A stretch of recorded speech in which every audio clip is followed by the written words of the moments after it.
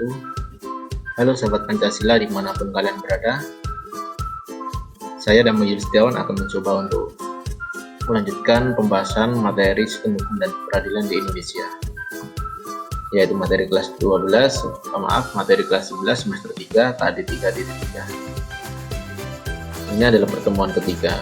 Sumber belajar yang kita pakai tetap yaitu buku BPKN Kemendikbud edisi revisi 2017, dan ini adalah profil saya.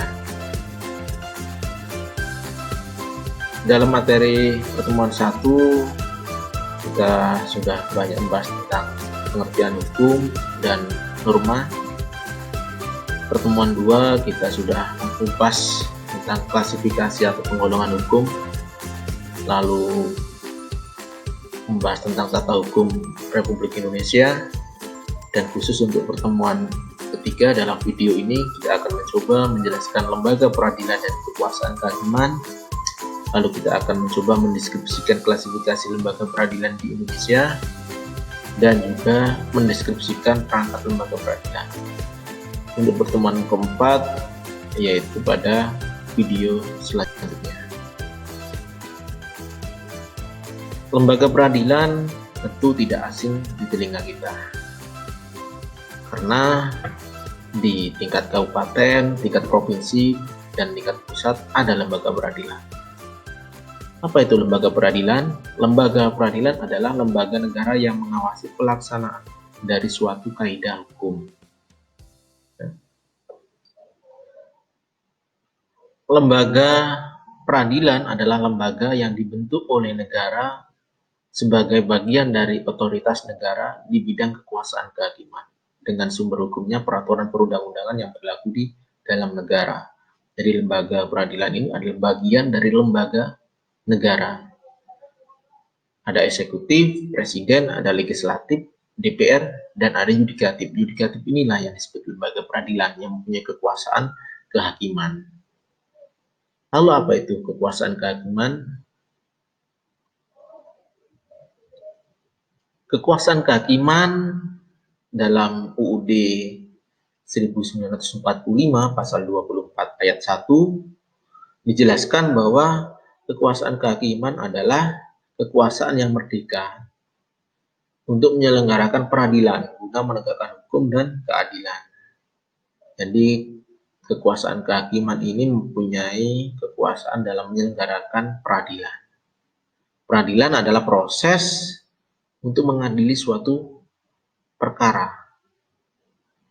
sedangkan pengadilan adalah tempat di mana perkara itu diadili. Lanjut, dalam pasal 24 ayat kedua dalam konstitusi dijelaskan bahwa kekuasaan kehakiman itu dilakukan oleh sebuah mahkamah agung dan badan peradilan yang berada di bawahnya, dalam lingkungan peradilan umum, lingkungan peradilan agama, lingkungan peradilan militer, lingkungan peradilan tata usaha negara, dan oleh sebuah mahkamah konstitusi. Jadi di bawah mahkamah agung itu ada lingkungan peradilan, ada 4 tadi. Lalu ada juga selain mahkamah agung ada mahkamah lain, yaitu mahkamah konstitusi. Sedangkan aturan perundang-undangan dalam pelaksanaan konstitusi ini yaitu dibentuk Undang-Undang Nomor 48 Tahun 2009 tentang kekuasaan kehakiman. Itu adalah perbedaan antara lembaga peradilan dan kekuasaan kehakiman dan bagaimana hubungannya.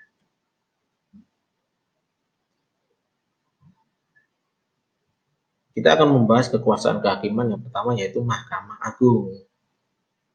Mahkamah Agung ini dibagi menjadi 4 lingkungan peradilan. Ada lingkungan peradilan umum, peradilan agama, peradilan militer, dan peradilan tata usaha negara. Peradilan umum dibagi menjadi 2. Pengadilan negeri yaitu tingkat pertama, lalu tingkat kedua atau tingkat banding ada di pengadilan tinggi. Sedangkan kasasinya yaitu di Mahkamah Agung. Peradilan agama, ada pengadilan agama, ada pengadilan tinggi. Sedangkan peradilan militer dibagi menjadi 4. pengadilan militer tinggi, pengadilan militer utama, pengadilan pertempuran. Sedangkan peradilan tata usaha negara dibagi menjadi dua, yaitu pengadilan tata usaha negara dan pengadilan tinggi tata usaha negara. Untuk tingkat pertama yaitu pengadilan negeri, contohnya ada juga pengadilan agama, contohnya itu berada di lingkup kabupaten atau kota. Untuk pengadilan tinggi tingkat banding biasanya di lingkup biasanya ada di ibu kota provinsi. Lingkup hukumnya atau daerah kekuasaan hukumnya meliputi wilayah provinsi tersebut. Ini adalah perbedaan antara peradilan umum, agama, militer, dan tata usaha negara. Untuk peradilan umum itu adalah dalam memutus perkara pidana, perkara perdata. Ya, memeriksa, mengadili, dan memutus perkara pidana dan perkara perdata. Kita sudah membahas tentang pidana dan perdata. Ya. Untuk pidana yaitu tindak kejahatan, pelanggaran hukum dalam kejahatan itu diadili di dalam pengadilan ini. Sedangkan untuk perdata yaitu hubungan antara orang perorangan itu juga sama di peradilan umum juga. Untuk peradilan agama khusus untuk masalah orang-orang yang beragama Islam, perkara antara orang-orang yang beragama Islam yang diatur dalam ketentuan peraturan perundang-undangan. Nah, itu adalah peradilan agama. Contoh perceraian itu ada di lingkupnya peradilan agama. Peradilan militer khusus untuk tindak pidana militer. Sedangkan peradilan tata usaha negara berwenang memeriksa, mengadili, memutus, dan menyelesaikan sengketa tata usaha negara. Sama sesuai dengan ketentuan peraturan perundang-undangan. Itu adalah perbedaan antara peradilan umum, peradilan agama, peradilan militer, dan tata usaha negara. Sedangkan Mahkamah Agung sendiri adalah berwenang mengadili tingkat kasasi, menguji peraturan perundang-undangan di bawah undang-undang, terhadap undang-undang, dan mempunyai wewenang lainnya yang diberikan oleh undang-undang. Dijelaskan dalam Konstitusi pasal 24 ayat 1. Untuk pasal 24 ayat 3 menjelaskan, masih sama dalam konstitusi, menjelaskan calon hakim agung itu diusulkan oleh KY kepada DPR, mendapat persetujuan, dan selanjutnya ditetapkan sebagai hakim agung oleh presiden. Jadi yang menetapkan adalah presiden.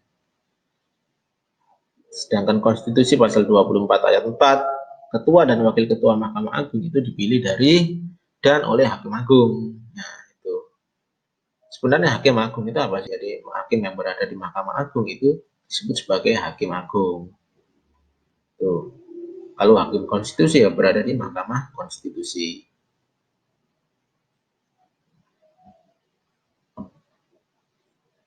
Ini adalah Mahkamah Konstitusi. Pasal 24C dalam UUD 1945. Jumlah hakim konstitusi itu 9. Ya. Masing-masing 3 diajukan oleh DPR, 3 diajukan oleh Presiden, dan 3 diajukan oleh MA, dan ditetapkan oleh keputusan Presiden.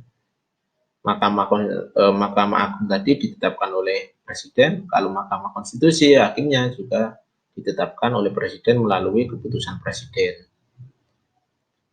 Ketua merangkap anggota, dan seorang wakil ketua merangkap juga sebagai anggota, dan 7 anggota hakim konstitusi. Jadi total ada 9.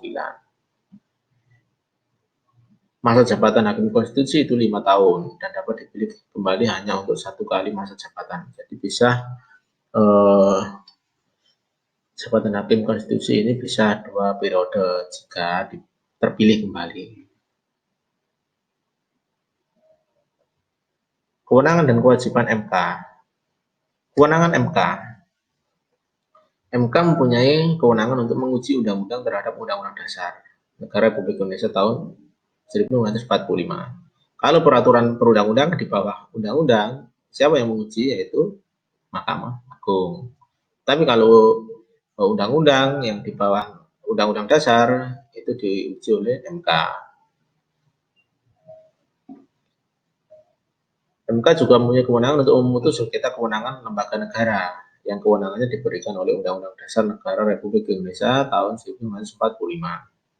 Di lembaga negara yang kewenangannya langsung diberikan oleh UUD, jika ada sengketa kewenangan antar lembaga-lembaga negara tersebut, itu diputuskan atau diadili oleh MK. Memutus pembubaran partai politik, itu juga kewenangannya MK. Dan yang terakhir yaitu memutus perselisihan tentang hasil pemilu. Serta kewenangan lain yang ada di dalam peraturan perundang-undangan. Kewajiban MK, ya, salah satu kewajiban MK itu adalah memberikan putusan atas pendapat DPR bahwa Presiden dan Wakil Presiden telah melakukan pelanggaran hukum berupa pengkhianatan terhadap negara, korupsi, penyuapan, dan tindak pidana berat lainnya. Ya. Jadi kalau ada pemakzulan terhadap Presiden, ini MK wajib memberikan putusannya. Apakah pendapat DPR itu benar apa terbukti atau tidak terbukti. Di dalam lembaga pengadilan itu ada perangkatnya, meliputi ketua dan wakil ketua, pejabat pelaksana kekuasaan kehakiman, pejabat kantor sekretariat pengadilan, supporting unit dan melayani kebutuhan pemimpin, dan juga ada pejabat yang bertugas menyita barang. Ketua dan wakil ketua dalam pengadilan inilah yang disebut sebagai pimpinan dalam pengadilan. Sedangkan pejabat pelaksana kekuasaan kehakiman yang disebut sebagai hakim. Ya. Sedangkan pejabat kantor sekretariat pengadilan itu disebut sebagai panitera.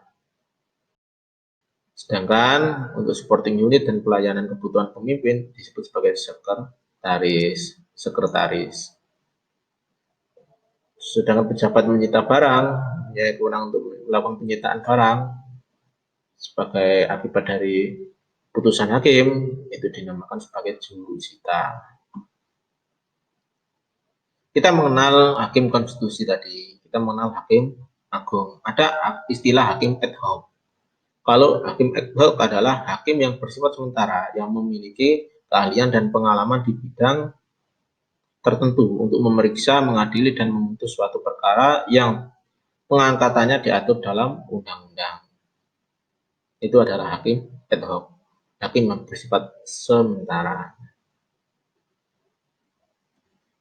Lanjut, ini adalah tugas dan kewenangan dari ketua dan wakil dalam lembaga pengadilan. Lalu ini adalah tugas dari panitera, yaitu salah satunya bertugas menyelenggarakan administrasi perkara dan mengatur tugas wakil panitera, panitera muda, panitera pengganti, serta seluruh pelaksana di bagian teknis pengadilan negeri setempat. Ya. Panitera bertugas membantu hakim dengan mengikuti dan mencatat jalannya peradilan, jalannya persidangan. Itu adalah salah satu tugas dari panitera. Bisa dibaca sendiri. Lalu ini adalah sekretaris. Sekretaris tugasnya sangat banyak juga, bisa kalian pelajari sendiri. Nah, lalu tugasnya jurusita. Salah satunya itu melaksanakan sebuah perintah yang diberikan oleh ketua pengadilan, ketua sidang, dan panitera, yaitu melakukan proses penyitaan tadi. Ya. Setelah kalian memahami video dari penjelasan saya tadi, coba kalian jawab pertanyaan berikut. Latihan 3. 1. Jelaskan apa yang dimaksud dengan kekuasaan kehakiman. 2. Sebutkan lingkungan peradilan di bawah Mahkamah Agung. 3. Sebutkan contoh kasus yang dapat diadili dalam peradilan agama. Lalu yang keempat, sebutkan 4 kewenangan MK. Dan terakhir yaitu di mana dapat melakukan upaya hukum banding, kasasi, dan peninjauan kembali. Ya, di mana tempat yang dapat dilakukan atau melakukan upaya hukum banding, kasasi, dan peninjauan kembali. Kerjakan ini, setelah itu tunjukkan pada guru kalian untuk dikoreksi. Jangan lupa ya untuk melakukan subscribe jika video ini bermanfaat.